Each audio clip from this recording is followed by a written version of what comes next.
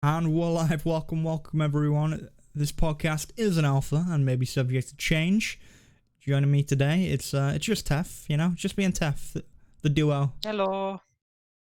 Yeah, the mighty duo, what more duos? Bonnie and Terrible Clyde. I don't know why they were the two that popped into my head. Bugsy Bunny. Oh no. But yeah, this 5 terrible twosomes who've sworn. Oh no. All right, we gotta give context to that now. Can't just say that without any context. Now take it away. You're the one that started this. This is your fault. Well, everyone go on YouTube right now and just search top 5 Fortnite YouTubers who've sworn. It's a wild ride. It's just the world's worst YouTube video. It just That's what you need to know.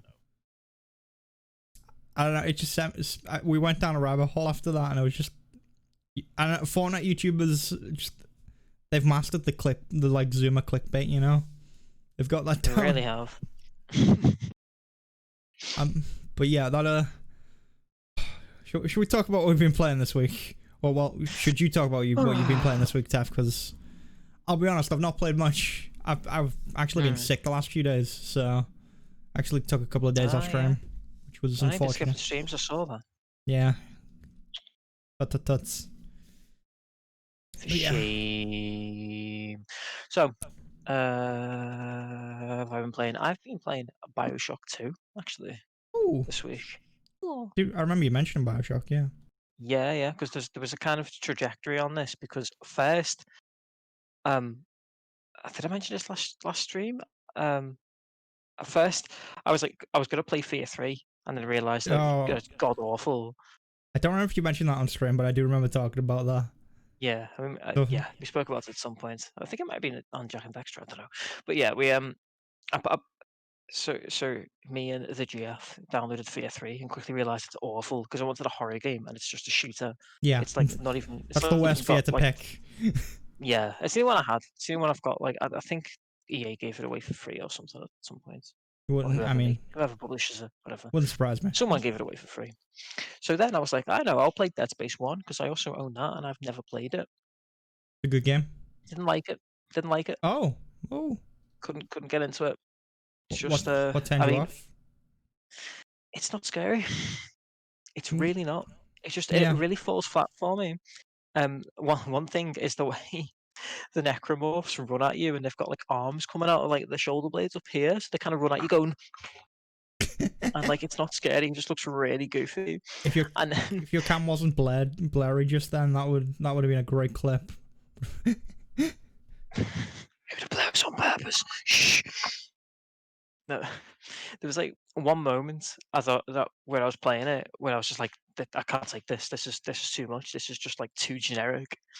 Because it's the sort of thing that Resi 6 got slammed for. It was a sort of generic horror tropey crap that everyone hated on Resi 6 for. There was a part where you're like walking down a corridor and all the lights suddenly go off and it goes pitch black. And you can just hear dunk, dunk, dunk. And then like you turn a corner in the dark corridor. Who's playing basketball? So actually, that was my thought, wasn't it? I thought that's great. We'll go play a game of sports ball with the necromorphs. Like you turn a corner and you just hear this dunk, dunk, dunk noise, and then you can see a shadow of something moving back and forth, cast against the wall at the end of the corridor. And you walk down there, and then it's just a guy for no reason. It's not explained because this doesn't make any sense in the universe, but there's a guy just standing there smacking his head against the wall over and over again because of course he is. And then when you get close enough, he just drops dead. Oh. And it was just the most tropey shite I've ever seen. And I was like, no. That's enough of that. So I uninstalled Dead Space immediately. And Dead Space 1 is like very highly praised. It is a lot more like I don't know. I don't really get survival horror. It doesn't really spook me. I don't really get spooked by a lot though. So I don't know. No, but I mean, it's not that though. It's just the whole atmosphere fell flat for me.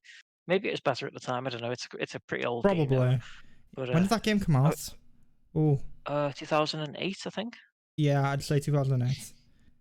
You know what? So Actually, yeah, I think we did speak about this last week because I think I said 2008 last week. For yeah, something at least. yeah. I think we did speak about it last week. I think I was. I think you were just starting to play it, weren't you, back then? Yeah, I'd only played a little bit of it, so I hadn't really formed an opinion yet. And at that point, I'd played the first like level, and I thought that was a bit crap. But I was just thinking maybe it's a slow burner; it might get better. But it Mm. just I bounced off it the second time I came back to play it again. So then I just thought I just fancied some like spooky sci-fi sort of vibe. And while I was playing Dead Space, it just really made me want to play Bioshock. So I whipped out the old Bioshock collection on PS4 because I got that like a couple of years ago and smashed through Bioshock 1 for the first time a few years ago and like loved it. But I haven't played Bioshock 2, so I installed that and I've been playing through that, and it's like more of the same, which is exactly what I wanted really. It's just the exact same game, more or less, and just expanding on the world because Rapture's just so cool and so much fun Mm. to explore. Just love see all the I'd weird heard that people characters. didn't like Bioshock 2 as much as 1. It's hard to follow up Mhm. on. Yeah, I think that's the main reason why. I mean, for starters, it's not made by the same developers Yeah, it was because different devs, wasn't it? yeah, it's outsourced to different devs, and it is more of the same, which is always gonna cause issues with Mm. some people, isn't it? Some people aren't just gonna want the exact same game again, which is fine. And the writing's good, but like you said, you can't compete with Bioshock One, really, can you? Yeah. I think some people actually prefer it. It's got a bit of a cult classic following. I actually had it when it came out, but because I hadn't played Bioshock One, I don't think I really got it because it definitely doesn't have that special something that Bioshock One has. I think I Mm. can appreciate it more now that I've played the first game, because it's obviously meant to be played after the first game. You can't just jump into Bioshock Two. Especially even a lot of the characters, there's a lot of returning characters and a lot of returning story I think that goes for. plot lines. So I mean, I guess Bioshock Infinite you can kind of jump into, but it does have some throwbacks to the old Bioshock.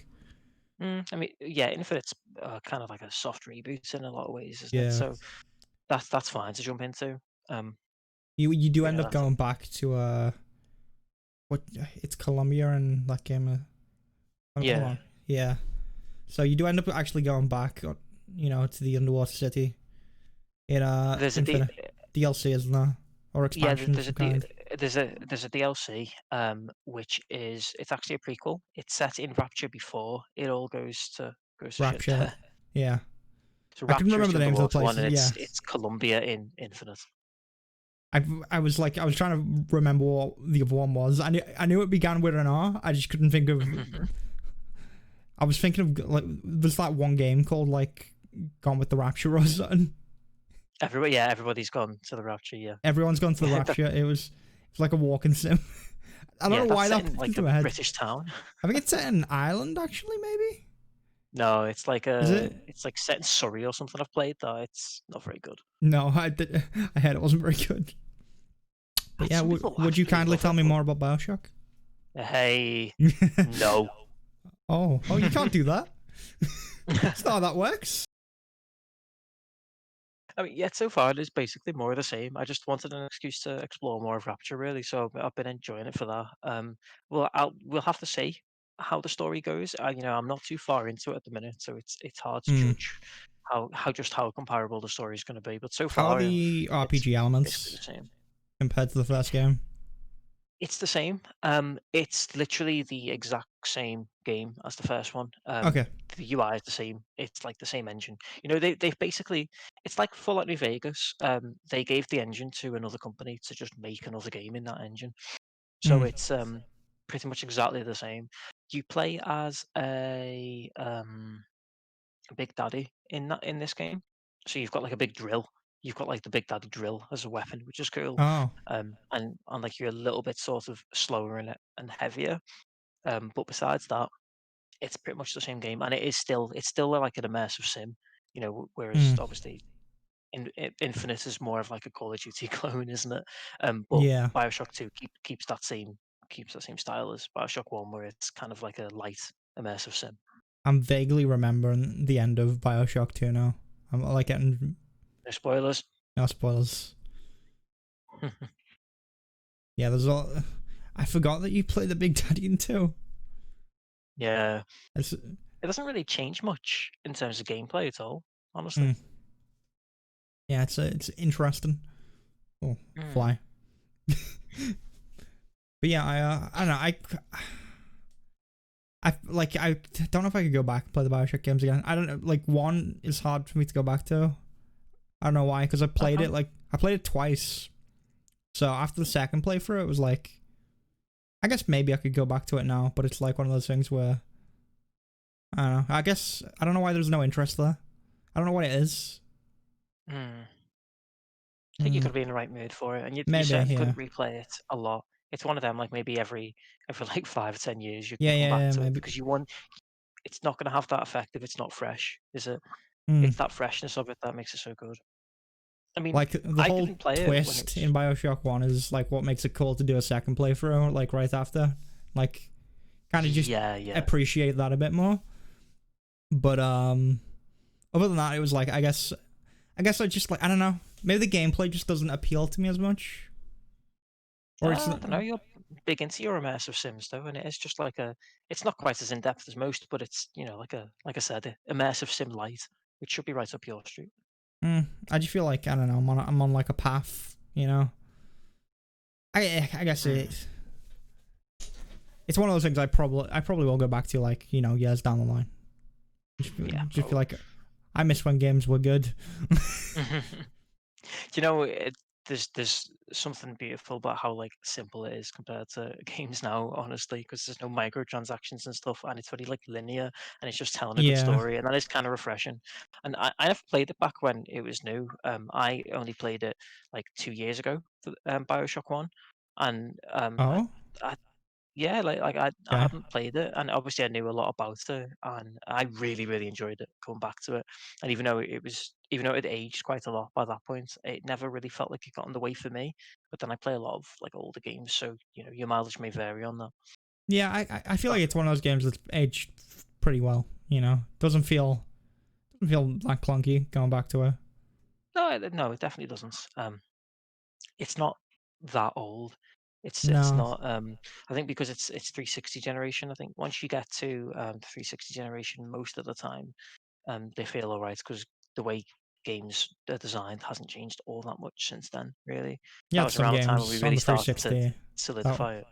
yeah, you had some games on the 360 that were a little clunky. We get towards the start of the generation, I guess. Thinking like Yeah. Condemned. Oh yeah. Yeah. Condemned was a pretty clunky game from what I remember.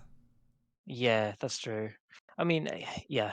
I'll rephrase that actually, because yeah, the first couple of years of the 360 generation, when it's basically just PS2 games with fancier lighting engines, Mm. they can still feel a bit clunky. But a lot don't. I think Bioshock was ahead of its time when it came out too, which I think Yeah. worked in its favor. It feels more like a 2009 game than the 2007 game that it is. There's a reason. I mean, that's like it was one of those games that is gonna go down in the history books, Oh yes, in the gaming great game. history books. That if we still have books in 10 years' time. Do we have books now? Listen, if we still have, you don't know what's gonna happen in this next 10 years. Okay. Who knows? Listen, it's been a good start to the decade, so who knows? We might not have, we might end up banning all books by the end of this decade. Oh god, if Trump gets his way, he probably would. Oh, politics! Oh! This is not a political podcast. This is a podcast where we talk about video games. Tefrian. Video games. Sorry, pal. We dragged that out for 25 minutes talking about one game, We're and very good that's at not doing even. that. We are great at doing that. That's not even the game I really wanted to discuss about what I've What been game did playing you want to this talk week. about? Tony Hawk. Oh boy, I am hype. All right, tell me all about Tony Hawk. For some reason, I thought you were going to say Toad. I don't know. Battletoads. No, no. This is weird because I think a lot of people just have no idea about this. And admittedly, I kind of forgot that it was coming out.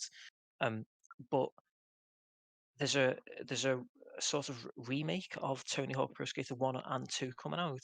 And Tony Hawk actually announced it himself a few months back, and everyone, including me, immediately just ignored it because there's been so many Tony Hawk games over the last decade which have just been Mm. awful. Um, and in fact, there's already been a remake of Tony Hawk's Pro Skater 1 this decade, and that was dreadful. Well, last decade now, I guess 2012. Yeah. So no one really paid any attention to it. But I don't think anybody noticed that it's not being made by the same people who've been making Tony Hawk for the past 10 years. It's being made by Vicarious Visions, who made Crash Insane trilogy and actually have Okay. previous experience with Tony Hawk. Weirdly enough, they actually developed the first Tony Hawk game I ever played, which was the uh, PS1 port of Pro Skater 4. That was actually made by them. So they've been making them since since 2000. In a So way, you're on the they've hype got train now. previous experience. Well, Choo choo.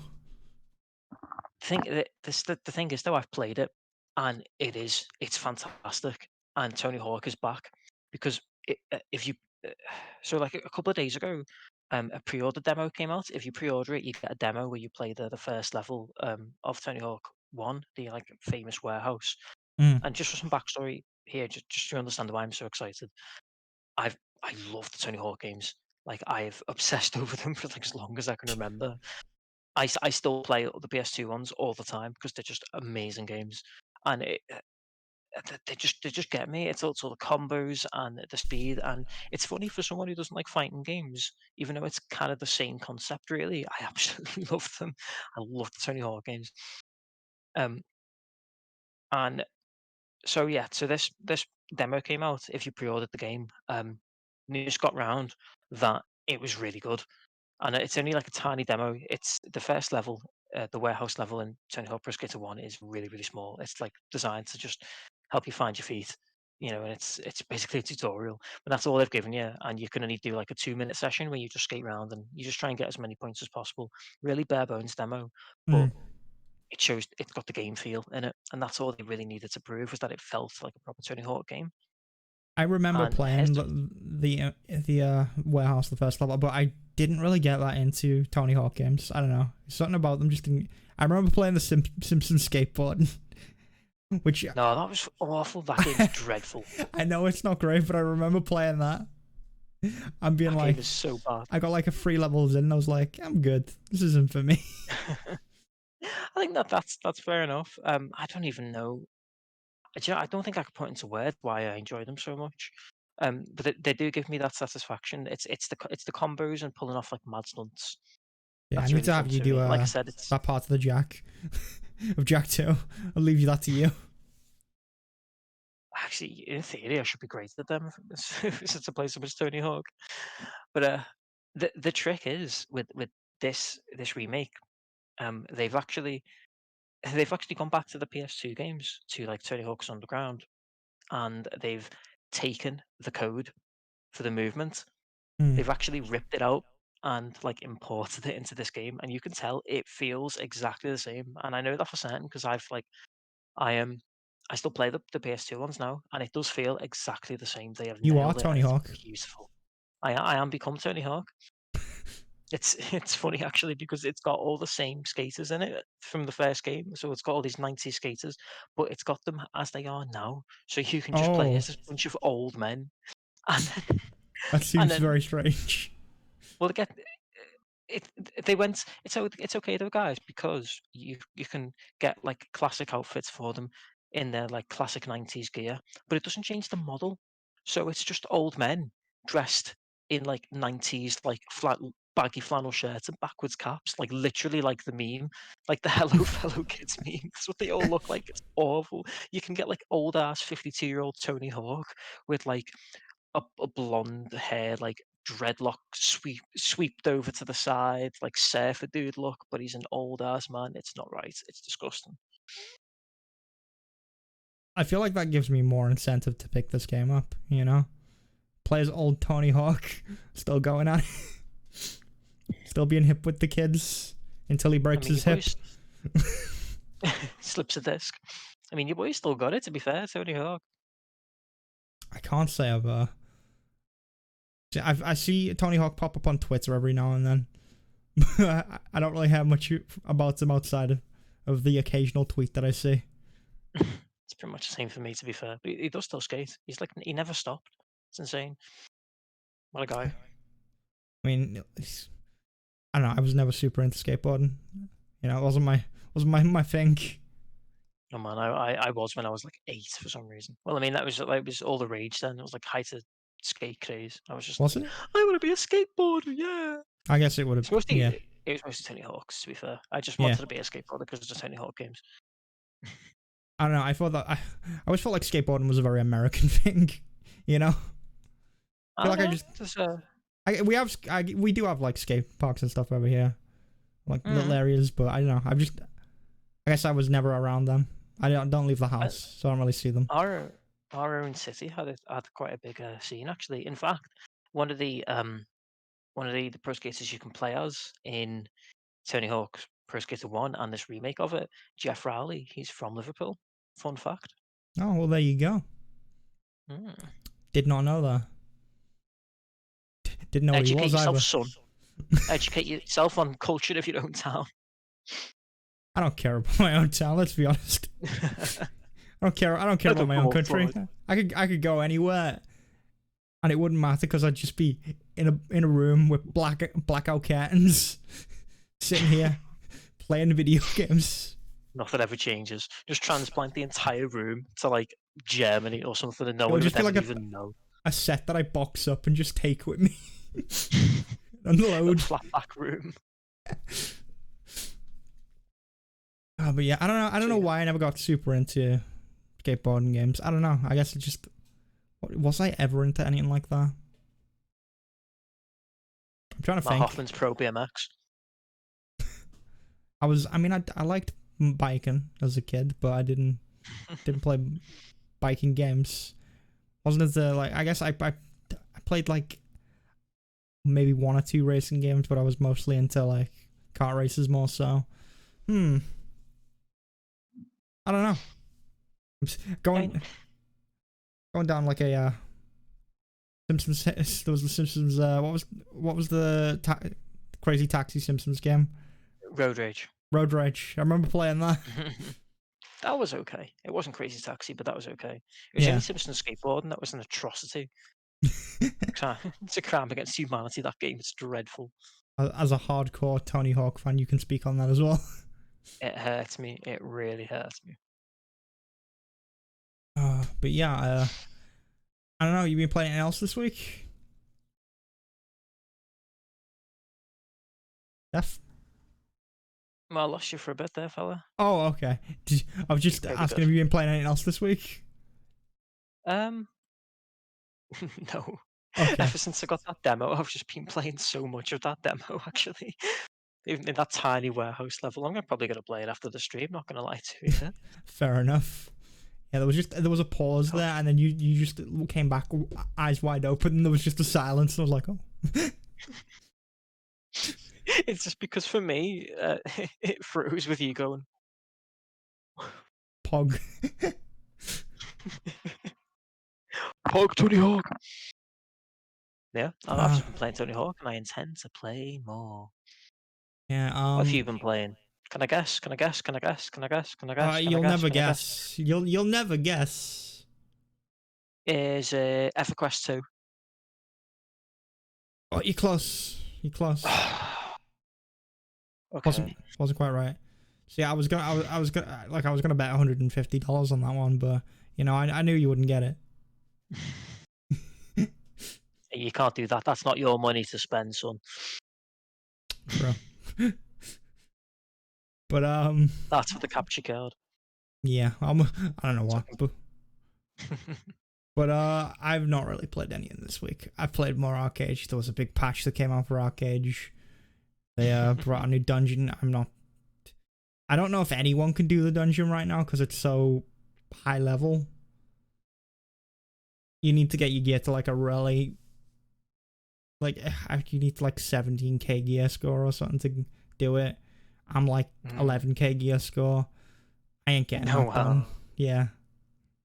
Like I think there's probably some top end players that have cleared it, but I don't have free accounts that I play on free computers all at once, unlike some people. So, Cheatsy doodlers. but I hey, like that with raids. I was like that with MMOs when they have these raids that aren't possible for you to actually finish right off the bat. Like you'll have to work your way up to beating them. Like I remember in World of Warcraft when we used to play in the Wrath of the Lich King days when Crown Citadel first came out, it took a while before anyone actually beat the Lich King, didn't it? I remember it took uh, a couple of weeks. yeah, I mean that's how a lot of the raids go in. Well, like I think in class, like vanilla, I should say. I almost said classic because classic's been. But yeah, back in vanilla, they I remember they had to like it was Nax Ramus. They had to like nerf the raid quite a bit so people could actually finish it because people were struggling to actually do it. I mean, some people there were people that cleared it, but like the majority of people couldn't clear it, and it like broke guilds apart back in the day because the raid was that hard. Wow, I never heard about that. Yeah, it was they actually brought that raid back in Wrath of the Lich King as well. So there was a raid for Right. Nax. So that's probably where you might have heard of Nax before. Yeah, the name did ring a bell. I was wondering why I did actually. That Yeah, makes sense now. it was essentially one of those floating, like, skull pyramid things that had like the skull shooting out vomit out green. You remember Vomit out those? that green. It looked like one of those, kind of anyway. But yeah, I think that's what I'm thinking of anyway. I need to like double check that now because my brain. I've not played WoW in how many years? Long time. Probably When like did 10 Wrath come years. out? 2020. Well, Kata came out in '09, I think. What, was Kata 09? Kata wasn't Oh no, 09. That was that like might be Wrath of. 2011. Yeah, actually, I think it might be Wrath of Lich King. It was '09. Yeah. WoW Yeah, no, it Cataclysm was was. 2008. Was Wrath of Lich King. Okay, I was gonna say 08, but I wasn't sure. So Kata was actually the 7th of December 2010. So I was Ah, close. right. Well, there we go. So it's been good 9 years since I've played it then, Yeah. because I stopped playing about 3 weeks after Cataclysm came out. Yeah, I was about the same. I stopped in Kata, so it's been a long time. Oh, I do miss playing WoW, and I thought about going back and like I tried to play classic and I just couldn't do it. It's Yeah, just me too. I don't it bored me. And Azalt Yeah, got really into it because he's everyone in the game just min maxes, and it's like go down the optimal path. Everyone knows what they're doing, and it's just like yeah. Like there was some good moments early on. I remember playing classic when everyone was level at the same time. So we were in Hillsbrad Foothills, and obviously that's a big PvP zone for Horde and Alliance. And I remember me and Zolk going into one of the caves there, and we were in the cave, and then a bunch of Alliance just poured into the cave. And I remember looping around the cave as we were running from them, and like jumping down to one side, and we were like doing what we. And I remember we looped around, came back to the cave entrance, and as we ran out the cave entrance, an army of Horde ran into the cave. You know, like Gandalf coming over the hill, and then they all just poured in. Yeah, and killed the Alliance, and it was just that they were the really fun moments of that. But after that, it was like, min max, to make sure you're doing your stuff to get your best gear for best in slot for raids and stuff. And it's like I don't care about that. Yeah, that's the thing. I think like Zolt really likes it because in general as a gamer, he just likes playing the numbers game. He loves games where it's just about min maxing or working on stats and Well, he high doesn't level like play and all that sort numbers. of thing. He And just likes killing other people. He just likes I mean being better that than other helps too. people. He will openly admit to that. That's all he Oh cares yeah, about. oh yeah, 100%. That is all that drives him. But he's always said he'll only play a game if he can like make someone else feel bad about about them playing the game. Yeah. But like that's never been what WoW was about to me. No. To me, it was always like the exploration and how the world just felt so real. and Yeah. that mystery to the whole thing. Like if you spotted an alliance player in a distance, well, because we always played horde, didn't we? The way like if you spotted an alliance player, there Well. was that fear, especially like because I tended to wander Mm, into high level areas or go into contested areas that were 10 levels above me, and then I spotted an alliance player who would be like 15 levels higher than me, and they shout something and you can't understand what they're saying, and it's just the whole world felt so real, and that was yeah. more important to me. I think it was because it was one of my like first like big. It was like the first big this massive open world MMO where it was Mm. like it was 3D. I'm not playing RuneScape, but don't have sea shanties playing as I'm walking around clicking trees. You know, it That's it. was It was so much more immersive than any other yeah. MMO at the time. So I remember the first thing I did was I made a night elf druid. That was my first ever character because this was back in vanilla. And then I was like, I like did the first few quests and then I just ignored them and then I just walked off. And then I just followed the path, went all the way over to the wetlands, which was level like 20s, I think. Because a big issue back then for Night Elves was get to the rest of the Alliance territory. You had to go through these zones that were much higher level. So I remember going through here Oh, and that's just right. Yeah. getting killed over and over again, and then getting into Ironforge and being like, "Whoa, look at this place!" And then jumping. I think I died again at some point, and then I then jumped into the lava below as a ghost and got stuck there. And was like, "What do I do now?" And that was my first. That was my first character. They did not make it So out you the can't pit. you can't recreate that now, can you? That's the No. problem. Once that's gone, you can't get that back, and it's not even a particularly impressive game now. In fact, nowadays it's really not an impressive world at all. Like I tried to play classic a few months ago, and I made a Tauren Druid, I think, Hmm. and immediately like I started in is it Thunder Bluffs is the city, isn't it? I can't remember what their starting zone is called, the Taurens.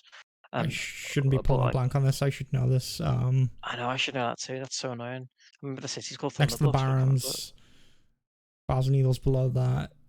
To the west of Uh, it's to the west. I'm gonna get it's this. Mulgore. It's Don't called. tell me. I've, Okay. I just did.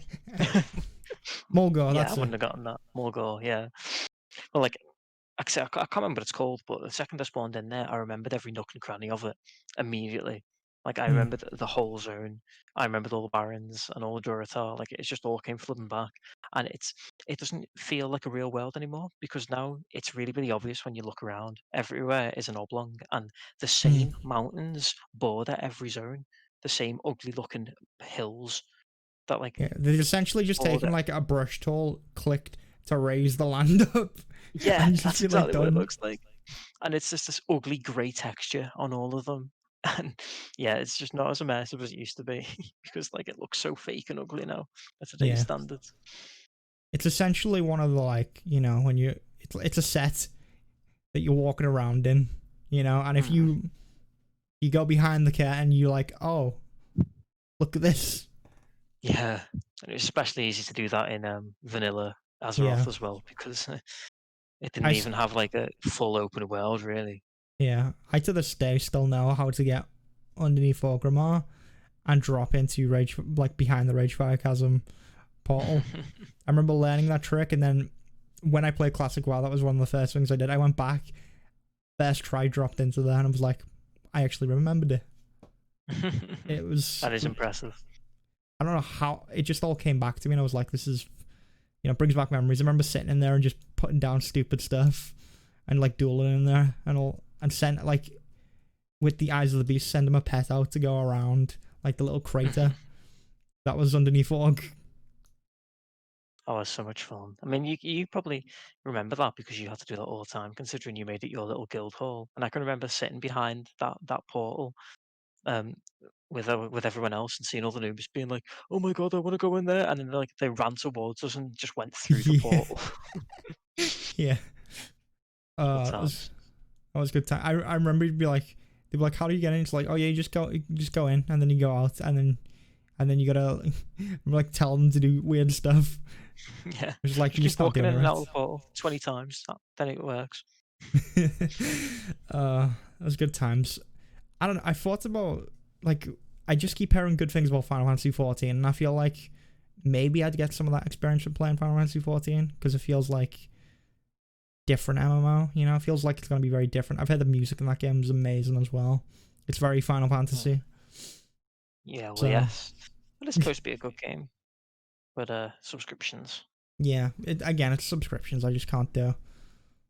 Like, it's maybe it's something I'd play further down the line. Maybe if Arcade dies and I don't have Ashes of Creation yet, maybe I'll play it. Who knows? But I don't know. We'll see. Because I'm trying to think. Other than that, there's like Black Desert, which I own Black Desert, but I never. That one is still like kind of a mystery to me. But it's, you know what? Going into that, it wasn't the same. It was like I went in. It was like, okay, go through this area to level here, level here, level here. It didn't. I mean, I guess there was like some exploration to it, and I think the combat in BDO is really cool. It has I mean, it feels like a fighting game. It's got that sort of system to it. That is cool. That is very cool. I always appreciate it when they put more effort into the combat systems in MMOs. And then it had fun stuff like there were horses that would roam around the world that you could tame, and you take back. Once you tame them, you take them back to the stable, and then you could like breed the horses to get better horses and stuff like that. Had a lot of systems in there that were really interesting. And my problem with Black Desert really though is like a lot of those Asian MMOs, I get very the grindy. impression that it's designed for those with those min-maxer type players in mind, and I don't think you're going to get much in the way of like exploration or a focus on the world. It's going to be a focus on getting that next piece of gear so that you can min-max your character. Yeah, I mean, I think it does have elements of that. I don't really know because I never got too deep into all of that stuff. I know it had the housing in there as well. It did the like phased housing where there were towns and you could get a house in a town, but it would be like a phased house. So you'd go in and several people would live there, and you could just choose your house in that phase. Right, not quite the same as arcades then. No, it never had the static housing, which is fine. I don't mind stuff like that. I do think it's cool that you can just go on a world and you can see like this massive plot of land that someone's worked up to build, which that was my pride and joy in arcades back in the day. Not currently though. I still need to work on my land. It's gonna take a few more months before I get it to the standard that I want it. But I don't know. I might try Final Fantasy at some point. Maybe try and get into it. Other than that, Ashes is on the way, which Ashes looks like everything I want in an MMO, but I don't know if it's gonna do it. It's gonna be a while. It's promising a lot. I wouldn't bother with that yet anyway. It's so far off. Yeah. Wouldn't even worry about that just yet. Yeah, I mean, certain people are more invested than me, so I'm not. I'm not that deep in. Zolt's like it's consuming his life already. He's all aboard the hype train. That man. Yeah, I've not seen that level of hype in anyone in a long time. Yeah, I don't know. I've followed the game industry for far too long, so now I'm just cynical and dead on the inside. It's like the thing I'm actually hyped for is like Cyberpunk. That's the only thing that brings a bit of joy. So a little bit of a smile comes to my face when I think about Cyberpunk before I then curl back up in my bed and remember the rest of the industry. Oh man, poor Cyberpunk. It's had a long, rocky road. I mean, I feel like it's gonna be good. It's gonna be a good one. It's CD Projekt. I trust CD Projekt. Yeah, that's fair. Even though they probably are, crunching really hard on Cyberpunk, which I bet they are. Yeah, it's just everybody assume that everyone crunches. Yeah, I mean, I think I had stories about CD Projekt Red's crunching. I don't know. Crunch is one of those things that's just it's expected in the industry. I don't know. It's annoying that it is. It's not something that should be expected, which I guess is why we need more unions when it comes to, devs. We had a story about that recently, didn't we? It's weird that's not a thing. We've spoken quite a lot about that, really. Hmm. Yeah, but it's more complicated than America, though, isn't it? It's actually very hard to unionize. Like once you've got a union, you're sorted, but actually getting them all together, Yeah, it's very difficult. Yeah, I mean, it's like one of those things that people could just easily be pressured. Like that would be, it would be so easy to. I mean, Yeah, I think people have talked about streamers, having their own union, which, that's a weird thought. yeah, it's one of those things where it'd probably be a good idea, but also it'd be so easy to break. You just go to one person and be like, "All right, you want to unionize? We'll shut down your channel. Go somewhere else. Go stream somewhere else." It's like. And that's it. That one person breaks, the whole union's gone. That's the problem with unions in general, I feel like. Yeah. But I mean, it is what it is. It is what it is. Well, we've got lots to talk about in terms of games being delayed anyway. Funny that you mentioned that we brought up Cyberpunk, but I guess we can talk about that Yeah, we can take the break. After the break, yeah, we'll take a quick 10-minute break then, and we'll come back and we'll talk about all the delays and all the fun news going on in the gaming industry. I'm here for you. All right, so don't go anywhere, and we'll be right back. My button didn't work. And we're back. I didn't hit the thing. We won't worry about that. We're back. And we're broken. We were a little broken for a moment. We're all good now. But yeah. Right. Shall we move on to the gaming news? We did get a little... Oh, I gotta move that back now. Hold on. Don't worry about it. It's Stop fine. breaking things. I fixed it, okay? It was a little broken. But yeah, DMs are leaking. DMs are leaking. We don't have any important in the DMs anyway.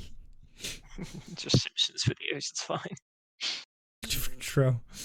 It's like, listen, the most controversial thing I put in DMs is probably like an IT crowd GIF.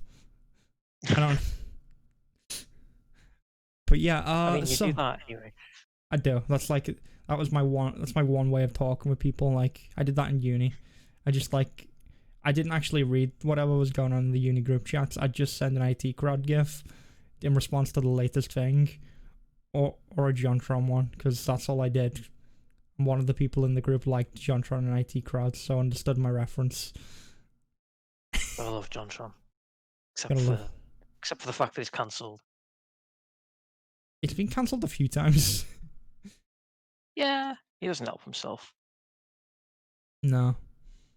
I don't even remember what he got cancelled for, to be honest. Neither do I. I do remember he made one of those typical YouTube apology videos where they're just all sad-faced in the camera going, "Oh, I won't do it again." Anyway, this is off-topic gaming I won't news. do it again. I promise I I'm won't. so sorry, guys. I can't. Anyway. I can't wait till I get to make a YouTube apology. I feel like it'll just be really fun to do. Think about like the clickbait you could put on there as well. You could just make it very clickbaity, it'll just... I can imagine the thumbnail now. I'll put like googly eyes on me and then like tears coming down. No, you can't do that. You've got to be like completely like all sober and sad. You gotta sit there. No, you can't be sober when you make the video. And you go... You can't be sober when you make a YouTube made a mistake, apology. guys. I made a terrible mistake. And it's not my fault. And it's because I was touched as a child. Please don't unsubscribe. Okay. No. No, it is though. They always have to deflect. It's never their fault. I mean, right, what gaming news would you like to discuss today? God, we love going off on tangents. I was about to keep going then as well. Gotta clarify something. Rein it in. Okay. So, have you heard about Halo Infinite? Halo Infinite? That's not coming out this year. No, it's not. good thing too, because it looks awful. It looks absolutely dreadful. I'm glad they're putting more time into it Yeah, so because that game ain't finished. it's been delayed until 2021, which is a good thing. And it's Mm. really surprising they do it because it was intended to be a launch title, and that's a big hitter for Microsoft, which is interesting. But at the same time, we've spoken about this before, how they're not really going for Traditional console yeah, launch. that's not Yeah. what they're really going for with the next line of consoles they're planning. So it's not too big a surprise, actually. Thinking about it, Yeah. it's not going to be as big of a blow to Microsoft's actual game plan. If, we're in the right here, we are just speculating. But, I mean, it's very obvious from what we already know and what Microsoft's already doing that they're going towards a games as a service slash subscription. Excuse me, subscription model. So hmm, we already know that that's the case. So I guess this doesn't really matter. No matter when no. it comes out, it's still gonna make Yeah. subscriptions go through the roof. So timing's nowhere near as important as it, I guess. Yeah, at the same time, it's like, I've just lost my train of thought. Again, I've done this twice. I don't know what's going on, but, Falling apart tonight. I don't know what's going on, but, Halo has never really been a launch title. That's where I was going with it. Has it been launch title for any of the consoles? I think Halo 1 was a launch I title, think Halo 1 was, but after that, I don't think it Um, it launched with anything, so... no, Because 3 wasn't a launch title. 3 wasn't, no. And MCC wasn't either, was it? No. Yeah, that's true, actually. Yeah, it's never been. I mean, Microsoft, except for with the original Xbox, where they obviously had to really prove a point and make themselves known in the Mm. market, they've never really focused on launches anyway. And honestly, even like last generation, no one really cared about launch titles. They're not as important as they used to be. It seems they're quite happy to. They seem to be quite happy to just release a console and have it slowly build over the next year or so. Um, Yeah, I mean... the Switch was a bit different. The Switch had some decent games on or near launch, but that's the exception to the rule, really. Now, Yeah, I mean, the Switch is doing something very different. They're not really... Nintendo aren't really competing, which... they weren't, like, trying to get in between Microsoft and Sony. And it looks like Microsoft's not looking to really compete with Sony anymore. They're like, hey, we're going to go do our own thing now. You yeah, know? it's good. It's a good thing, I think. It's Yeah, diversifying them more because there's no reason to have a PS4 and an Xbox One. They do the same thing. So if they can well, diversify their brands a little bit more, then that's a good thing as far as I'm concerned. yeah, competition's always good for the market, though, at the same time. Hmm. So, I mean, Not good for my wallet, but yeah, I mean, hey, if there's enough competition, prices go down. So, you do have that. that's true. But yeah, they also considered like launching this in pieces. There was a whole story on this as well. I don't know if you read into this. Yeah, very strange. I mean, I that guess not unknown in Halo because could MCC is consider in doing the that end, yeah, already on PC. that's what I Yeah. was gonna bring up. So it wouldn't have surprised me if they did that. It kind of makes sense for them to do it that way if they did want to try that. I mean, I don't know if it'll work with just one Halo game, no, because Mm. presumably they'd be releasing just the campaign and then later down the line they'd release the multiplayer separately. And Yeah, I don't know if that's a good move. no, because people That nowadays would be outraged about that. They would get very up in arms. Yeah, and the multiplayer is a big part of what makes Halo Yeah, games last a long time. So if the game comes out and it's just a campaign and everyone plays it and then forgets about it, and they're all done with the game, then you bring out the multiplayer like 6 months it's the or early a access year issue later. where Yeah, you put out an early it's too. access game and you kind of... I don't know if there's enough research on this, but I'm not seeing like actual numbers, but you kind of undermine the launch of your game when it actually launches. So it would have that issue if it did it that way. It's my big problem with Exactly. early access games Yeah, in you don't general. want to kill the hype by releasing the game before everything's ready, because Mm. you're never going to get the hype back once it's gone. People will be hyped for the initial launch, and then it's gone. And if no one comes back to play the multiplayer when the multiplayer eventually comes out, then it's already dead before it's even Yeah, launched. And that'd be sad if that happened to Halo. So this is the right move to not do this. it's a really important IP for Microsoft, so they have to give it all the love and care they can. I'm trying to think of examples of early access games that have like came out and then had like their launch hyped up a bit, because I feel like you can do it. There is a right way to do it, but it's very hard to execute. I mean, it does happen. There's always like a buzz around an early access game when it finally hits version 1.0, Mm. but it's not the same as a game launching all in one go. It's not the same at all. It's more like the level of hype that you'd expect from that game getting a patch. Really, it's no Mm. different, or it's only slightly more hype perhaps than if an early access game that you like got a patch. Um, Yeah, trying to think of early access games now. Was Stardew Valley an early access game? That wasn't, was it? It no. just feels like it was because they keep adding to it. Yeah, Rust. I don't really care about Rust, but I feel like that did well. But it's Gary, so you know. Yeah. Yes, sir. I'm trying to think. I'm sure there was something on like just at the back of my head that I know did really well afterwards, but I can't think of it. Oh well, but I feel like we made our points. Yeah, let's just quickly move on. Yeah. So I mean, that's not all that's been delayed. We're also going to be seeing Vampire the Masquerade Bloodlines 2 get delayed until 2021. It is the year of delays after all, so. Yeah, I mean, it makes sense, doesn't it? No one's working at the same speed at the moment. No one is across the world, never mind in the games industry. Yeah, and you know what? Take the time with it. I feel like we could talk about, like, a lot of people say this means, they won't have to like crunch on games, but I feel like no, it's been proved before that that's not true. Yeah, that's what I was going to bring up. People end up crunching anyway. It's really just a weird I don't know, part of the culture that crunching is just a thing you do.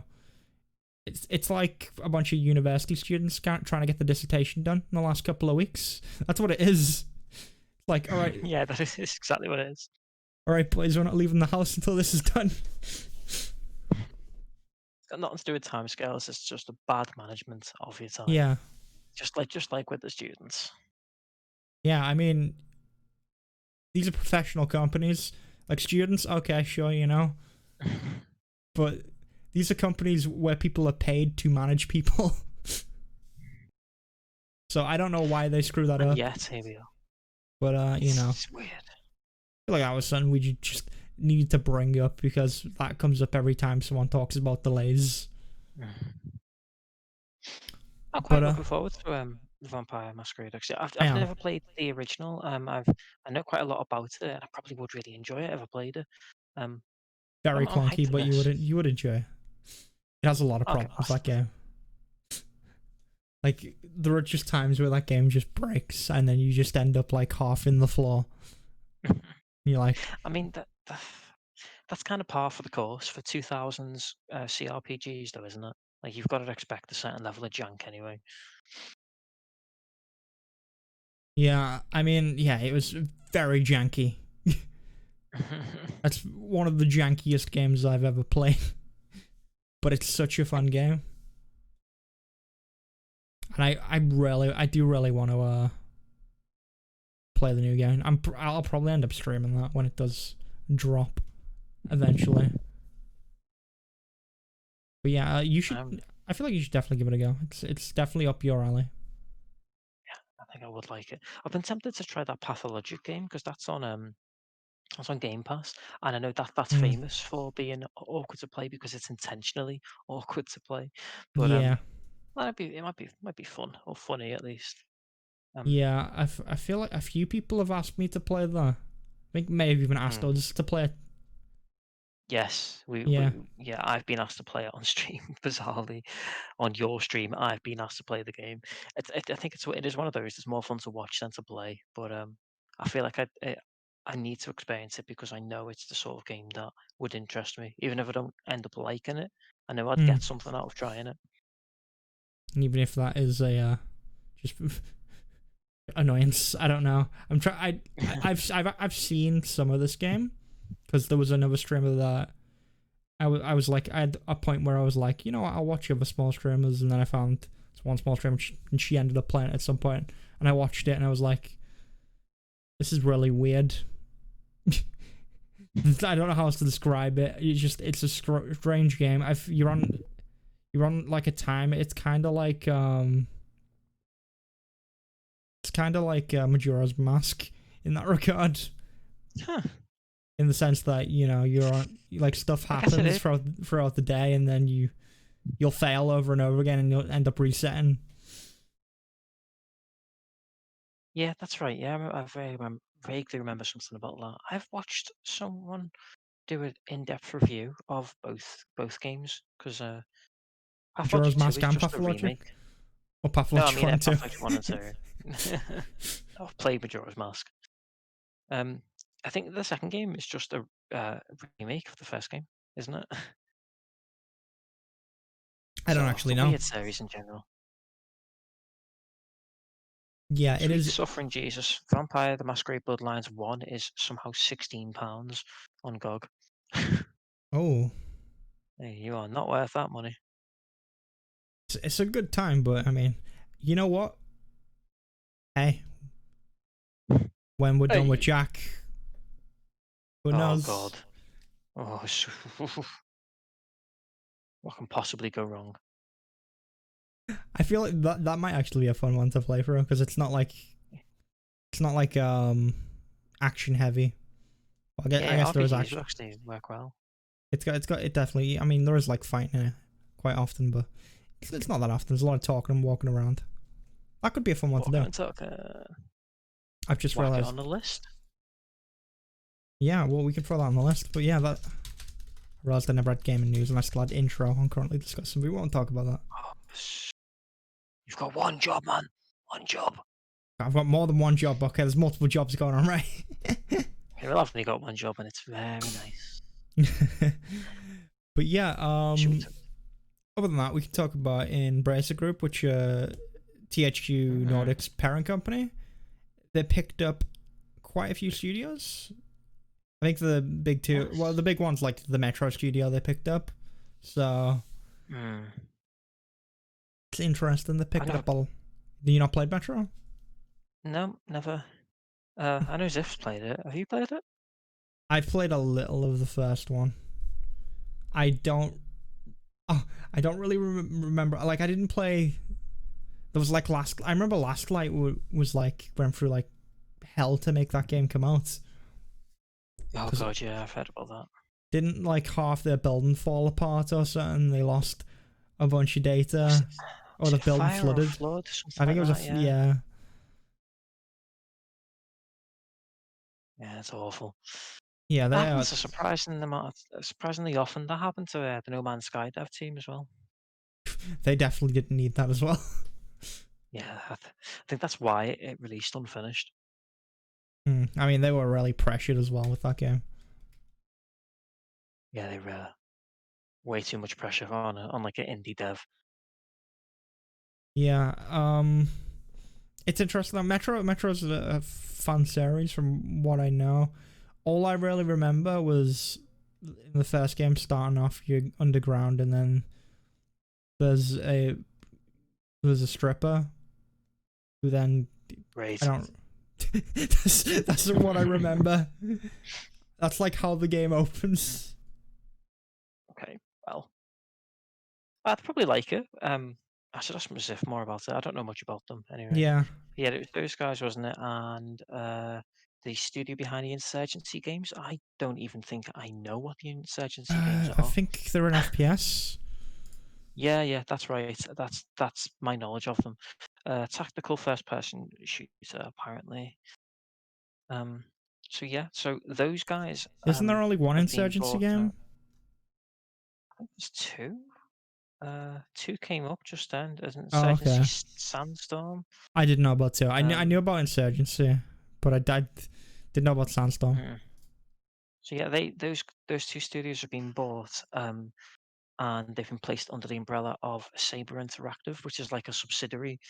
Um, so I think there's all this weird hierarchy. So there's like THQ Nordic, and then 4A Games, and then Saber Interactive, and then these two new studios.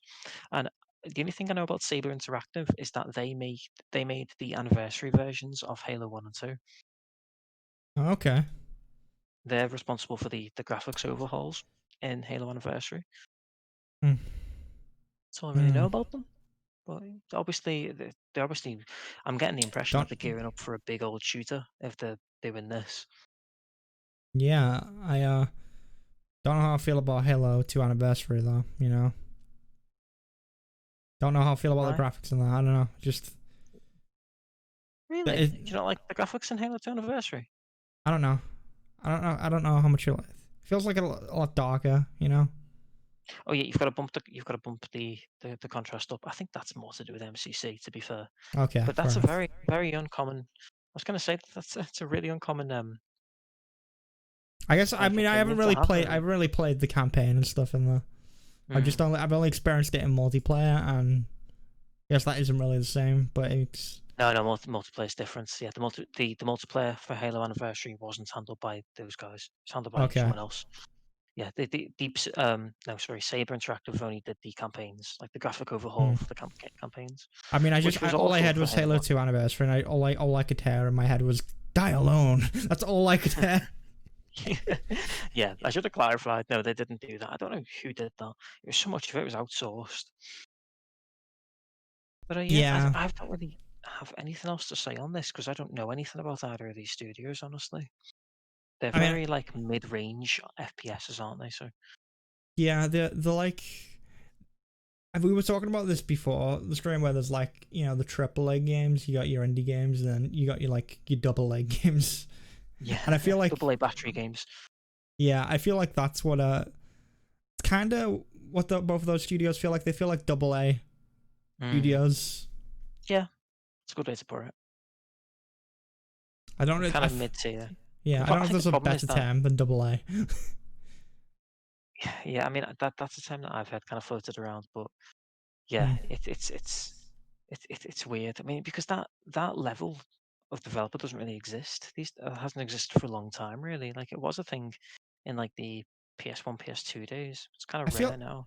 I feel like we I do think see it quite a bit because there's like a lot of like bigger devs like breaking off and making their own studios, and they become like and mm, they publish their own games. So a yeah, big that's one is true. That's fair. what are the guys that make they published what's the game that's free on Epic right now?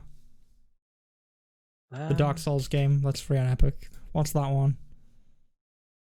oh, I have no idea. Hold on. Is Banished? Is it called? No, it's not called Banished. Banished is a different game. Hold on. Epic Store. I'm pulling this up now just so I can double check. Remnants from the Ashes. Remnants. Yeah. I think that's the one I'm thinking of. It does look like a Dark Souls knockoff. Yeah. So the publisher for this. What's the publisher? Oh, you know what? Perfect World Entertainment. And the parent organization for that is THQ Nordic. Oh, Full there you circle. go. But Well, maybe this is just what THQ does. Not that I think about it, they do tend to just make these mid-level games. yeah, there was another one I was thinking about. They've done a lot of, like they've published a lot of like Dark Souls stuff and like RPG, like mid-tier RPG games. They put them out all the time on Steam. I can't think of the name of the studio though. You're not thinking of Devolver, are you? No, they're Kind of indie. more indie. Yeah. Yeah. Although they have expanded quite a lot. I don't know why. For some reason, I can't think. There's like a more sci-fi Dark Souls game that they published, I believe, and then there was like it was just Dark Souls. a more like it was like big armor fantasy, sort of like Blizzard style big armor, you know, Warhammer size armor. I think I know which game you mean. Yeah, I just can't think of the name of it I because can't I think didn't what it's play. called either, though. It's gonna bother me now though. Gonna often. Hold on. I'm gonna look future Dark Souls Oh, for God's sake. knockoff. Come on, man. We need to pick up the Ashen. pace here. I'm not getting Yeah, through we these stories do. quick enough. Okay. Oh, is it called Ashen? No, it's not. Okay. Yeah, it's fine. Moving on. Yeah, you can't search game like Dark Souls. You'll get 1,000,001 results. I am getting a lot of results. So we talk about some funny news with Funny news. Call of this- Duty shit. So yeah, the Call of Duty Modern Warfare graphics glitches were real fun. A lot of people liked all the, you know, textures stretching all over the place in the game, but unfortunately they patched it out. It's okay. It's only a 66 gigabyte patch for console. What, you console peasants get? Should have been on PC. It's only 2 gigabytes over there. It's actually it's only 2 gig on PS4 as well. It's only Xbox. Oh, is it? that Is it's it only 66 gig. Xbox? Yeah, so they've I thought it was both. Oh, okay. Well, no. So Infinity Ward have blamed Microsoft's patch delivery service yeah, for it. that's what I heard. I thought it was for both though. Oh, okay, that's funny. It's very funny. I don't understand why people continue to play Call of Duty. It's a shit game now. It's been a shit game for 10 years. Come on, guys. I mean, Give them the money. they've done some good stuff. Focus Home Interactive, that's the name of the publisher that does the mid tier. Well done, you. There you go. And the game I was thinking of is Lords of the Fallen.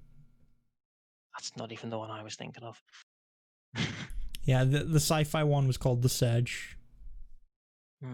Oh, okay. I recognize a lot of games that they've made. Insurgency is actually one of them. And they made Vampire and A Plague Tale Innocence. Okay, yeah. I know these guys.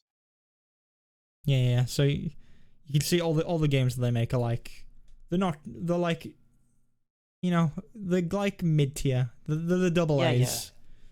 Double A's. Power Duracells, you know. Joke had to be made, didn't it? I mean, So, yeah. I just thought I sorry to like derail us there, but I had to remember what that was. no, that's fair. You gotta scratch that itch, man. You gotta scratch it. Yeah, speaking of scratching itches, should we just get to Ubisoft? Oh man. I love ragging on Ubisoft. I gotta get my dig in at Ubisoft this week. So this isn't even particularly news. It's no, just it's just an excuse. It's just an excuse to bring it up again. I mean, do you want to take it away? Yeah. So your boy Ashraf Ismail has been. Glad you could say his name. That's my best. That's best why I threw it at you. Yeah. Thanks, pal. Ashraf Ismail. I don't know. But he's been sacked. We've already spoken about him. Because he got like suspended when all this first kicked off with Ubisoft. He's been officially fired now. So there's one thing I want to discuss with this guy, because some people, to some people this is a bit divisive, and a lot of them are saying, well, you know, he wasn't sexually assaulting anyone. He was just having affairs with people, and there's people who are arguing that shouldn't affect your job because that's not part of your professional life. And I want to squash that right now. Let's just put a stop to that right this second. He's still a scumbag, and he's still a scumbag because he was having an affair. In fact, he was having multiple affairs with people he was working with in Ubisoft whilst he was married to someone, and he was lying, saying that he wasn't married. So it does affect his professional life because he's doing it with his colleagues, for starters. And secondly, it's just another example of the culture in Ubisoft why are all these people like so I don't know. misogynistic? It's almost like they're caricatures. Like they don't seem like real people, do they? You know And this is like they all go to parties together. They all get together and they're all like, you know, just yeah, gathering around it's that having drinks, being like toxic masculinity camaraderie. That's what's going on. that's the word they use. Hmm. And they're all taught. It's just yeah, they'll be sitting around with drinks talking about the size of women's tits instead of something actually productive. Just utter Uh, scumbags, and I am glad that they're yeah, gone. like I get the argument of like, well, I mean, if it's just him having an affair, but he's having an affair with people in the company, like Yeah, so it is affecting his professional life, so it, it should have professional ramifications. yeah. This also comes off the back of them changing the trailer for Valhalla to have the female character instead of the male character last week that we spoke about. Yeah, too little, too late. That it just came Mm. across as a sad attempt to try and mend relations. Yeah, it's I don't know just what the PR team at Ubisoft like. Maybe they just get told they can't make the right decisions. Like, hey, can we do this? It's like no. No, no, you cannot. It's like No, yo. no, So no, we no. just We want. must be sexist. Yeah, I just imagine they go in there with like the pitch for the cover of the game. You know, they've got like the female lead on the front, and they're just like, "Is that a woman? Get out! You fired." What's this? Yeah, That's a I mean, very strange looking man you've got there. What's going on? he's a Makes you wonder, Viking. Where's the doesn't it? beard? Makes you wonder if anyone's ever walked into an Activision boardroom and been like, "I've got this radical idea, guys. How about for our next Call of Duty game, we put a woman soldier on the front, and they all go, 'What is a woman? What is this? What is it called?'" I imagine them all being like, I don't know, just like all the like the executives in like IT crowd. They're just old Douglas Renhams. Yeah, God damn these electric sex pants. or like the episode Jen the Fredo episode where they've got them all around for D&D and none of them. Oh man, that's so funny. And they all think they're going to a strip club, and you just take them to play D&D instead. And then there is even one point where he's like he has to play like a fairy or an elf woman or something. And he gets really upset about it. And then by the end of it, they're all crying. They all get really emotional. Jokes aside, I really think Ubisoft is like that. From what we've heard, I think that's really the culture there. There's real people out there who are like that. I feel like it can't just be Ubisoft that's like that though. That it's gotta be like just a thing that's just within the like culture of like these big execs and big guys. They all just hang out. Oh yeah. Get drinks. Play D&D, you know. The standard. No, it's definitely like a big company issue. It's not. Yeah. It's definitely not exclusive to gaming, but we shouldn't stand for it. And I think it lasts longer in the gaming industry, and it's harder to stand out because workers just have no protections. So yeah, because we again, need to solve that. we don't really have unions when it comes to that stuff, and I don't know. We're gonna keep bringing the story up whenever I get even a sliver of news on it, just so we can complain about Ubisoft more. It's just great fun. Fuck Ubisoft, man. I mean, I've been boycotting them since Far Cry 3. I think that was the last Ubisoft game I played. Wow. Well, actually, I played Watch Dogs. Which Watch Dogs? Watch Dogs was 13? 14? I think 14. 14. It was 14 because it was meant to be a launch title for this gen, but it was delayed, so 2014. I briefly played that and made a video making fun of it. And that was the last time I played a Ubisoft game, I think. Yeah, that's fair. They're all the same. You're not missing out on anything anyway. Yeah, which I am kind of interested in Legion, honestly. Legion looks like it'd be fun. It looks like they've made that interesting. Yeah, yeah. It's just whether that gimmick is enough to carry the rest of the Hmm. game, because the rest of the game is going to be standard Ubisoft stuff probably, unless that changes now that the creative director's been Yeah, given the sack. You never know. Could actually get more interesting. We'll have to see. yeah. I'm hoping we'll actually see a more reform because we just gotta keep complaining about it until it changes because that's all we can really do. Yeah, Which very much. is So, why I'll keep bringing it up. It doesn't matter if people get sick of it. I will bring up any piece of Ubisoft news, and I'll keep talking about how back in Assassin's Creed Unity they said that they didn't that making a female character would be too expensive and like too hard to animate. I'll bring that up. I'll keep bringing it up. it's just ridiculous. So, Zan, I never ever thought I'd say this, but can we discuss Fortnite? Because this is one of my favourite stories of the week. Fortnite. I love Fortnite. Fortnite! Tell me about And it's, Fortnite.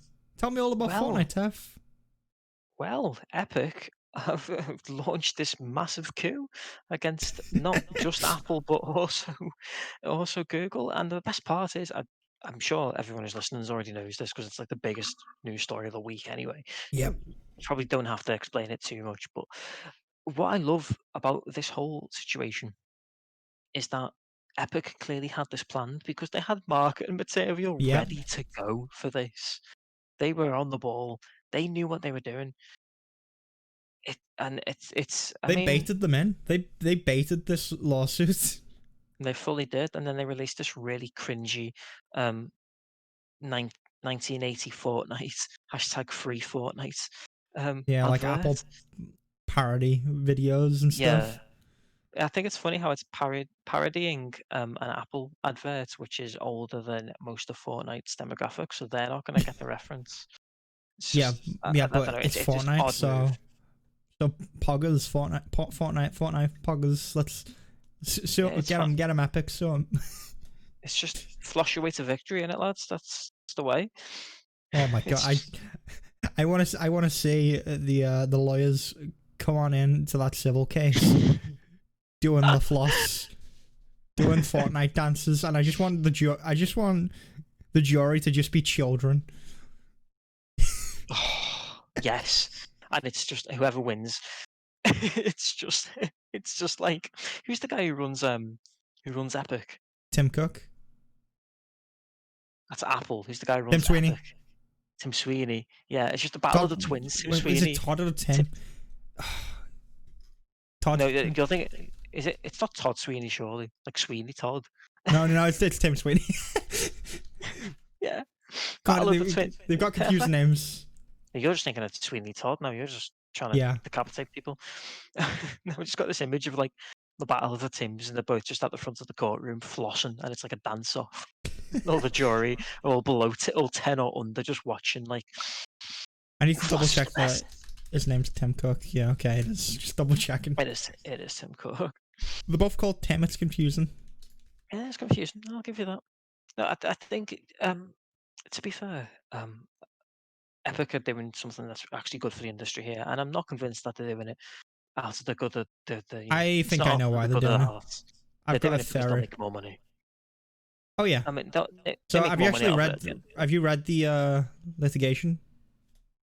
No, I have not actually. So the way they've worded this is they word it in a way in which the case is directed towards Apple having a monopoly on the market and how they are like they're more like they're preventing competition because I mean it's locked to your phone. That's essentially you get an Apple phone, you got to go on the iOS store to pick up a game you want.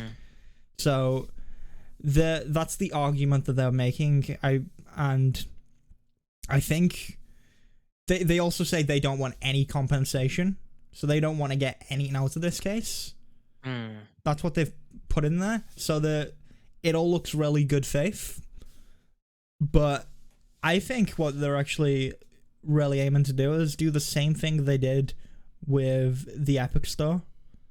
So if you remember with the Epic Store and Steam, The Mm. Epic Store, they they got a lot of exclusives, and they were giving devs a better cut than Steam as well.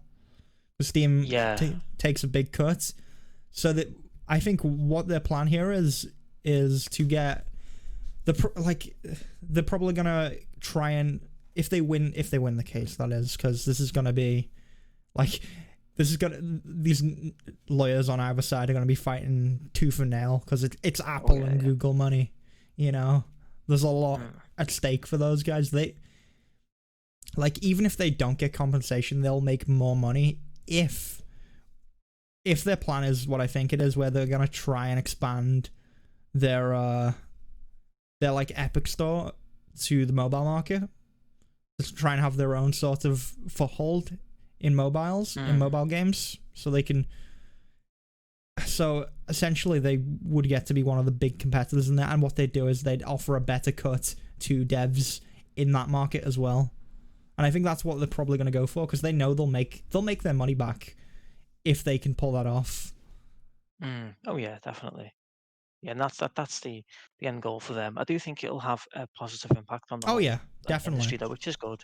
And I think what's specifically interesting about the fact that they went for Apple first, and obviously Google's been pulled in later. Mm, But I think the reason they went for Apple is because they're actually the easier target right now. Pressure's mounting against Apple because there's yeah, already a similar lawsuit going on. I don't know if you remember, but Spotify are in the middle of doing a very, very similar thing, and it's actually also attacking the 30% cut. I don't know yeah. if you remember this. I So, didn't like, know this. So there's also been yeah, a lot of friction between Epic and Apple for a while. That's built up. oh yeah, yeah, So they yeah. probably That's always they probably made that advert and they were like, "Oh, we've got them with this. This is gonna be so." They're all sitting around going, "This is gonna be so funny," as they're putting up the workaround. Because essentially, I don't know if we explained this, but what they did was they put a workaround for people to buy V-Bucks and not have to use the iOS store, so they didn't have to so they didn't lose out on the 30% cut. Yeah, I think it connects to Epic's like payment Yeah, gateway, probably the same one that the EGS uses. So yeah, thus circumventing the 30%, which is also it's a huge no-no for Apple stuff in general because it's such a walled garden.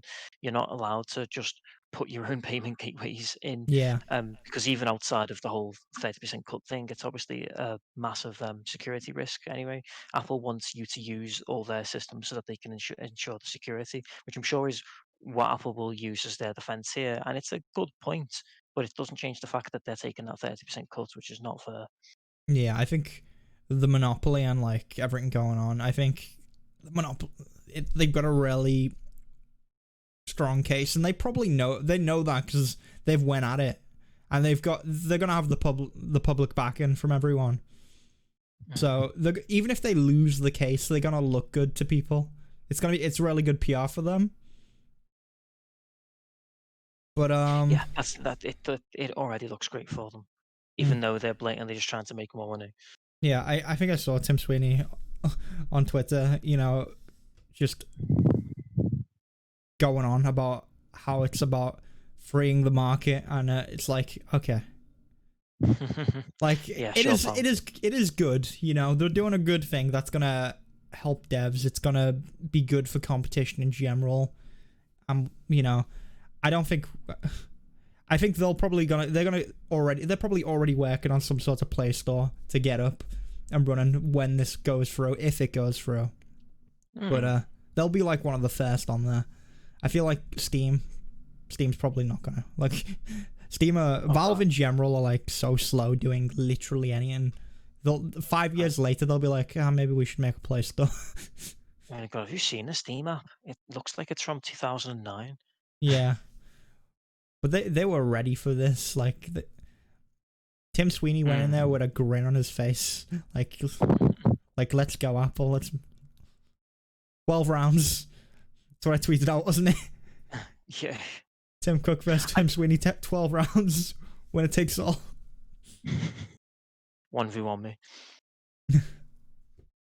Right. What else do we have? Our next story is it's, it's a funny one. I just love Uh, anything to do with the US Army on Twitch. yeah, so shall we? we'll get it. We'll start talking about Twitch now. This is my part where I get to, at some point take a dig at Twitch. I've got to tick that one off the list every week as well. We do have some recurring themes on this podcast, I've noticed. 14 episodes in. Yeah, I mean, I am the host, so I do drive the show a certain way. I don't like it. I do like talking about this, though. Oh, it's so fun. Shall we talk about how the US Army is back on Twitch? They're back. They're back on Twitch. Commence the war crimes. But don't forget they're not allowed to ban anyone anymore, because with last time when they did that, they were accused of breaching the First Amendment. So now people can say whatever they like in the chat. And what have they been doing, Sam? Well, they've been, of course, asking what their favorite war crimes are. Oh, no, you've got to give the full like context though, because this poor guy, what's his Chris Gorin? He's called Gorin. I do feel bad for the guy that has to go on there and has to deal with everything, because it's not his fault. He's just a recruiter. No, this poor guy. But he apparently he just like apparently the first came online and it was a just chatting session at first. So he kind of just sat there and awkwardly tried to answer questions that weren't about war crimes, which was very few of them. And then he just awkwardly started playing World of Warcraft and ignored the chat for most of the stream after that point. Hey, because they can't block anyone. Oh, he's just enjoying so WoW. funny. Was he farming mounts? What was he up to? I have no idea. I didn't even watch the stream, but it's one of those things where it's like people control. I don't really care. It's funny, but I do feel bad for the guy that has to sit there. It's just it's bizarre that they are on Twitch. I don't know if I care. It's just weird, I don't like it. It unsettles me, and I can't quite put my finger on why, but it doesn't feel right. Yeah, I think it's because it's taking advantage of kids in a way. Essentially, it's trying to manipulate kids into joining the army. That's the impression I get. Yeah, I mean, it definitely was with the giveaway thing they were doing. They're not doing the giveaway thing anymore, though. I don't believe. But no, they're not. Twitch banned that. Yeah. So if they're just sitting there on Twitch streaming, occasionally doing a call to action to be like, hey, join the army. I don't even know if they do that. I don't know if they do like a big call to action for that. No, I don't know either. I'm not sure what their actual plan is, how this links into. Yeah, like, it's weird because they've got a US Army esports team as well. It's just bizarre. I don't understand it. It's a thing though. Unfortunately, I think who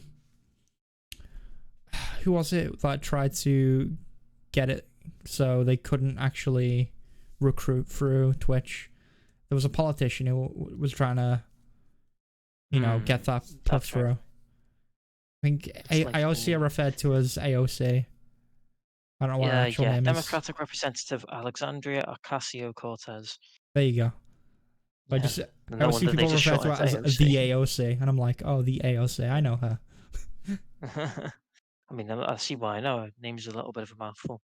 Yeah. That got voted down, though, didn't it? Because America's scummy like that. I mean, it's America. Bad country. Don't go there. We can't really talk. It's fine. We're not as bad. We're not as bad, I guess. I don't know. Are we? We're worse in different ways. But so yeah, there is one more big story on Twitch. Someone else has returned. Someone else has returned, and they returned where I actually watched like 2 hours of the stream when he came back. Shroud is back on Twitch. He came back and he hit the exact same peak number as Dr. Disrespect, which was bizarre. I guess because they have big crossover, and because they're really good friends, from what I understand. So yeah, that big crossover. They're both the shooty guys. They both play the FPSs, and so it's go on. He signed an An exclusive. exclusivity contract, hasn't he, Yep. with Twitch now? This guy is rolling in money. Yeah, he is. He's done so well from this. He's just having a good time. He's Ridiculous. just chilling. He doesn't even need to stream, honestly. Oh, I think No, I I guess dropped not. out. No. Well, we No, just dipped for a fine. moment. Okay, fine. Oh no. I went down to 0, but it's fine. So yeah, he is rolling right now. Panic. He is just in the money. He has just piles of money that he sleeps on. But it's he probably didn't Just get in a bed of money, like. yeah, he probably didn't get as much money as he got from Mixer. I think he probably got like 3 mil or something.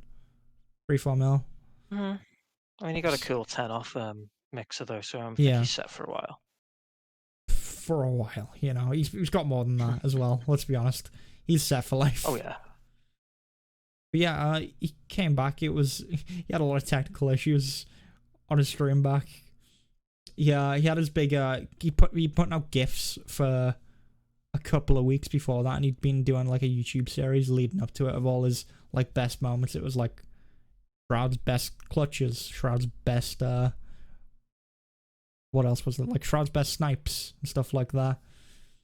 He was putting out a bunch of stuff like that, and then there was all these GIFs that he put out came together into this like one big video that he put out as like his, you know, debut coming back video, and he played that on stream, and there was no audio for it, and he didn't realize until like halfway through, and he was like, "Hey guys, so there's supposed to be audio over this as well. You just go watch it on Twitter," and that was like his big coming back. But it's also Shroud, so like everyone's just like, no one really expects big production from Shroud. They just go there and he's just sitting there chilling, you know, and just killing people. Like he kills 5 people and just sits there, like, okay, Just chilling, killing. chilling and killing. But no, I actually really like Shroud. I mean, watch most of his comeback stream. What were you gonna say? I can't say I've ever watched any of his streams. He has been all over Twitch the last week or so. I've noticed that, but I don't know, I've never been interested in anyone who just plays FPSs. To be honest, it's never been my thing anyway. So Yeah, I don't know. Zolt was the one who actually told me about Shroud, because he was telling me that I'm like really like Shroud, because he's just really chill and like doesn't react to stuff. But yeah, I mean, you're dead inside. That's different.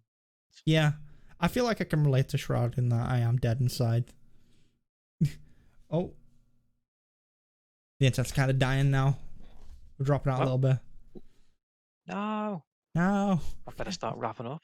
Yeah, Actually, it's fine. we're We're actually at the end of the news list anyway. This is actually our last. We are. But yeah, Yes. I mean, it's super interesting that he came back and that he got an exclusivity contract. Ninja's not got one of those yet, and Ninja did actually come back to Twitch. He did a stream on YouTube and he did one on Twitch, but he's not signed anywhere yet. So it looks like he's just testing the waters. And that's a good point. Yeah. I'm interested to see what happens with that, because Shroud is like beloved on Twitch. Well, like most of Twitch, everyone knows Shroud. But Ninja is there's a lot of people who like really hate Ninja for some reason. I don't know why, honestly. Just because he played Fortnite, I guess. He was a big Fortnite guy. Oh, that'll be enough. Yeah, that'll do it. But yeah, he gets a lot of unnecessary hate. I don't understand Fortnite hate in general. Like, it's not my cup of tea, but there is nothing hateable about that game. Honestly, I think respect for it, really. I think it's a pretty good game. Like, I know it's a controversial opinion for some people. For it. I don't get why it is though. Like, I don't know. It's I not guess for me, but I've got a mad respect for it. It's the demographic that I picked up. So it's not really an issue of the game; it's the issue of the community. So you've got the demographic. People just want to rag on 8-year-olds. Yeah. Yeah, and then you also have all the YouTubers that pop up around that, you know, like the 5 Fortnite YouTubers who did a swear. Ooh, sworn. You have to. All right, let me timestamp that just so I know for the audio listeners, so I can turn that right down. Sorry, guys. But yeah, I think that's the issue with Fortnite, because Fortnite did a lot of good stuff, and I like the way it does its I feel like the way they're able to pump out content so quickly, and they're always putting new stuff in the game and changing it. That's pretty good, but I don't. Yeah. Again, it's not my thing. I played it for like a season. I was like, okay, I'm done. I've had enough. Well, outside of everything you've just said. Yeah. But yeah, I think that's it for the show. You know, unless have we got anything else to say about Shroud? Shroud's a cool guy. I don't know much about him. I can't really. This is all you, this story. Yeah. So, I mean, Shroud's a cool guy. He even said himself, he was sitting there on the stream, he's like, why have I got 517k viewers? I'm just playing games. Why are you all here? And, yeah, it's cool. He you know, he is a living game bot, essentially. I mean, that's pretty cool. You can't argue with that. But yeah, we'll wrap it up there then. So, Tef, where can they find you? You can find me on Twitter. I'm down as Teffers, not Teffrian. Still angry about that. Will forever be. That's kind of. I can relate. That's just basically where you find all of my gaming online stuff. Honestly, I just occasionally post on there like a rant, or I'll if I do an article, I'll put it up on there. But I've not done any for a couple of weeks. I had a bit of a backlog actually, so it doesn't look like I've not been busy, because I kept putting them out for a while, but I actually haven't written one in like over a month. But yeah. Come on there. Come hang out. Come annoy me. You also need to find them. Yeah. I mean, they already annoy me in chat. By the. But yeah. I mean, you still need to figure out a way to link your articles and chat as well, or link your like hub thing that shows all your articles. Your profile. I need to, yeah. Profile, that hub thing. You boomer. Listen, you know. Just link your MySpace. You'll be all good. It's fine. Like the Twitter is my little hub.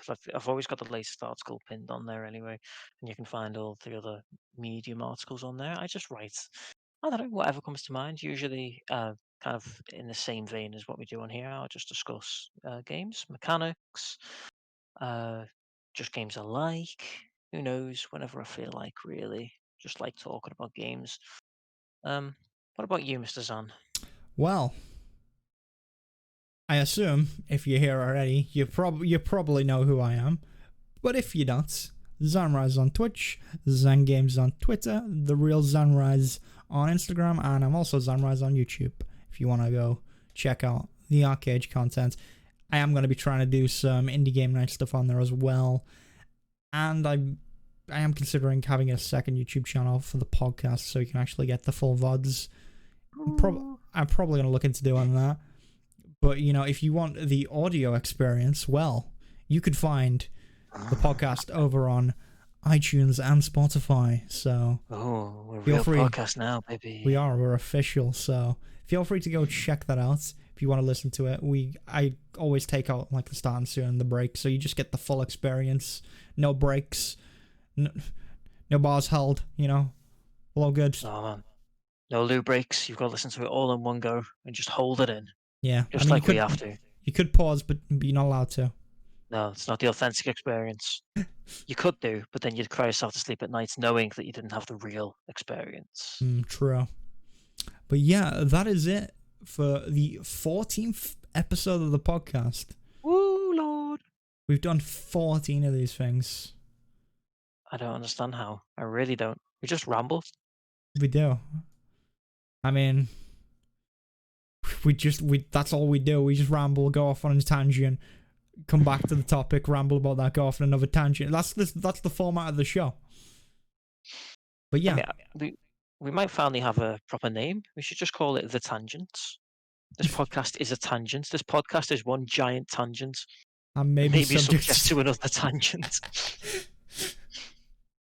But yeah, we'll be back next week with the 15th episode. You know what? One day we're gonna say, "Wow, I can't believe we've done 100 of these things." One day. Oh man, I hope we're better at this by the time we get to 100. No, we're not. This is it. It doesn't get any better from here. We're just flatlining at this point. Got to keep that grassroots atmosphere. Yeah. We're not flatlining. We're just indie. I mean, I actually want to go like improve a little bit. We'll go for like double A. Double A.